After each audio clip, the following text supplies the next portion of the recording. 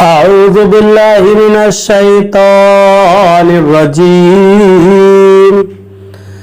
بسم الله الرحمن الرحيم.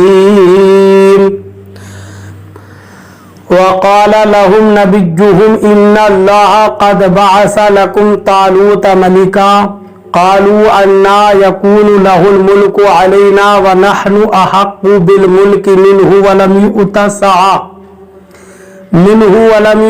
سعة من المال قال إن الله اصطفاه عليكم وزاده بسطة في العلم والجسم والله يؤتي ملكه من يشاء واللہ واسع علیم. ترجمہ کنز الایمان. اللہ کے نام سے شروع جو نہایت مہربان رحم والا. اور ان سے ان کے نبی نے فرمایا بے شک اللہ نے طالوت کو تمہارا بادشاہ بنا کر بھیجا ہے. بولے اسے ہم پر بادشاہی کیوں کر ہوگی اور ہم اس سے زیادہ سلطنت کے مستحق ہیں اور اسے مال میں بھی وسعت نہیں دی گئی. فرمایا اسے اللہ تعالیٰ نے تم پر چن لیا اور اسے علم اور جسم میں کشادگی زیادہ دی اور اللہ اپنے ملک جسے چاہے دے اور اللہ وسعت والا علم والا ہے.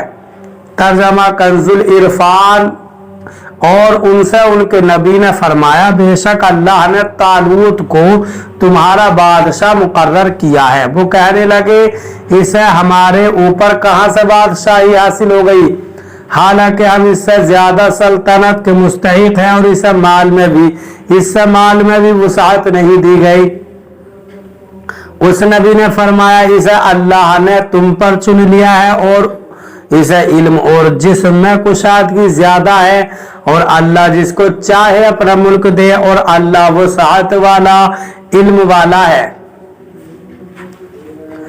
وقال لهم نبيهم. اور ان سے ان کے نبی نے فرمایا بنی اسرائیل نے چونکہ بادشاہ مقرر کرنے کی درخواست دی تھی چنانچہ حضرت شمویل علیہ السلام کو اللہ تعالیٰ کی طرف سے ایک عصا ملا اور بتایا گیا کہ جو شخص تمہاری قوم کا بادشاہ ہوگا اس کا قد اس عصا کے برابر ہوگا.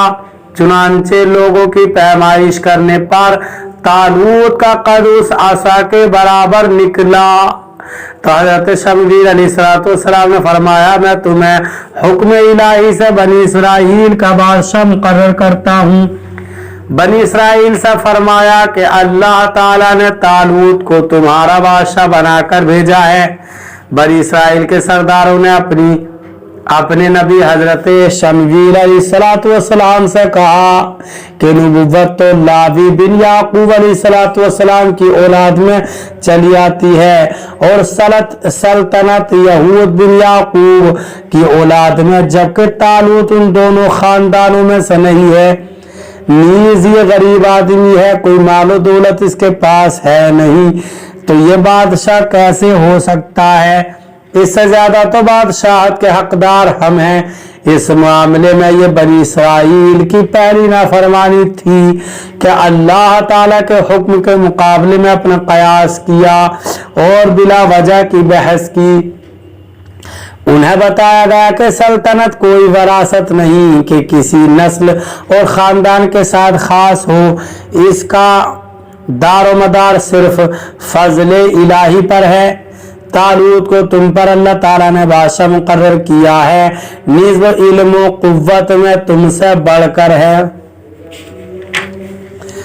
اور چونکہ علم و قوت سلطنت کے لیے بڑے معاون ہوتے ہیں اور طالوت اس زمانے میں تمام بنی اسرائیل سے زیادہ علم رکھتا تھا اور سب سے جسیم اور توانا تھا اس لیے وہی بادشاہت کا مستحق ہے اور اللہ تعالیٰ جسے چاہے اپنا ملک دے. اس واقعے سے بہت سی چیزیں معلوم ہوتی ہیں. ایک حکم الہی کے مقابلے میں اپنے اندازے تخمینے قائم کرنا ناجائز ہے. 2 علم مال سے افضل ہے. 3 حکمران ہونے کا معیار مال و دولت نہیں بلکہ علم و قوت اور قابلیت و صلاحیت ہے. 4 बगैर इस्तिहकाक के नस्ल दर नस्ल बादशाहत गलत है। हर आदमी को उसकी सलाहियत पर रखा जाए। यहाँ जिसे बादशाह मुकर्रर किया गया उसे कद के तूल यानी लंबाई की वजह से तालूत का नाम दिया गया। ये बिन्यामीन बिन हजरत याकूब अलैहिस्सलाम की औलाद से थे। अल्लाह ताला हमें कुरान पाक पर सही माना में अमल करने की तौफीक अता फरमाए।